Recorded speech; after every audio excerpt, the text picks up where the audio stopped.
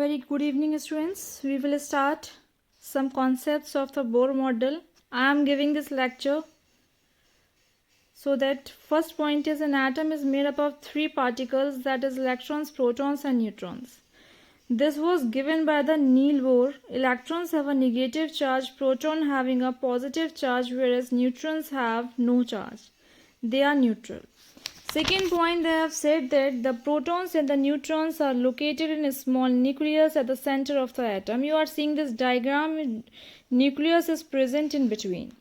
The electrons revolve rapidly around the circular path. You are seeing this diagram, figure 21. They are revolving and they given the name as KLMN. So the electrons rapidly round the nucleus in a fixed circular path called energy level. This circle path is called as energy level, or we can say subshell also. Next is there is a limit to the number of electron. Like in a K1 2 electrons are coming, in a L1 8 are coming, in a M1 18 are coming, in N1 32 is coming, and so on. Fine. After this we can say atomic number. Atomic number of an element is equals to the number of proton in one atom of an element. We can also say the number of proton and number of electron also equal atomic number. In an atomic number, protons and electrons both are equal. Fine. So in a figure 21, I would like to tell you this thing, that KLMN, it may go as OP also. Afterwards I will tell you how it will go on OP also. So its general formula is 2n square. You can do at by yourself 2n square. On the n side you put a 1.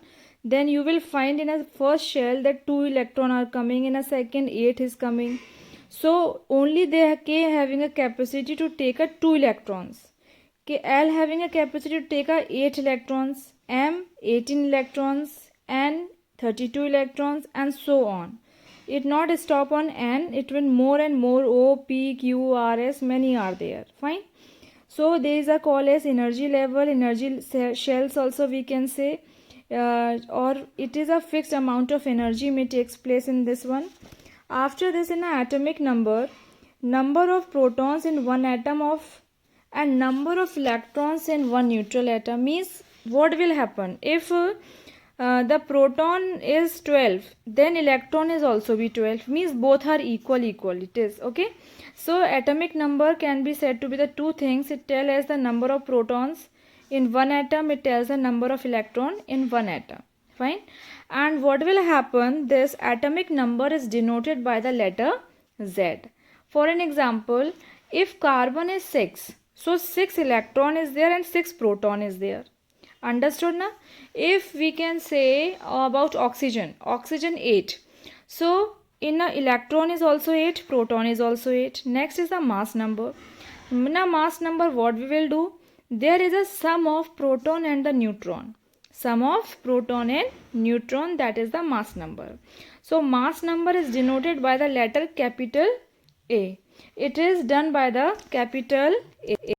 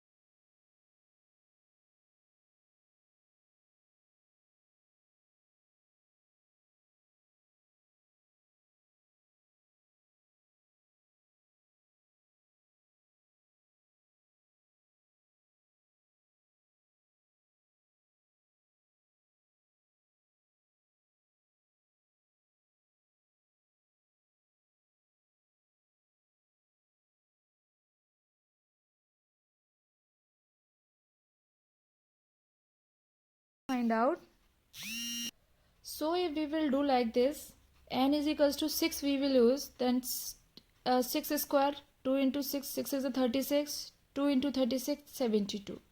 So in this way we have to find out the level shells. It may be K, L, M, N. All these things if we find out by the 2n square.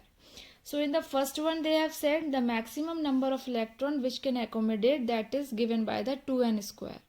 The second, the outermost shell of an atom cannot accommodate more than 8 electrons. Means 8 electron is coming, not more than 8 electrons. If more than 8 electrons are there, then it will come in a next shell.